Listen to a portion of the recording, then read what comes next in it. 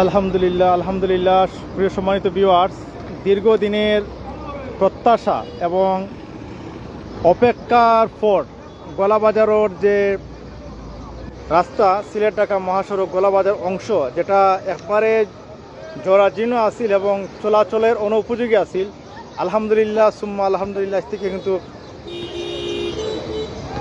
কাজ শুরু হয়ে গেছে। আপনারা অবশ্য চেষ্টা পাররা, আমরা খুবই খুশি এবং সর্বস্তরের জনসাধারণ খুবই খুশি। দীর্ঘদিনের প্রতীক্ষার অবসান ঘটের এই যে রাস্তাটা ওর আলহামদুলিল্লাহ।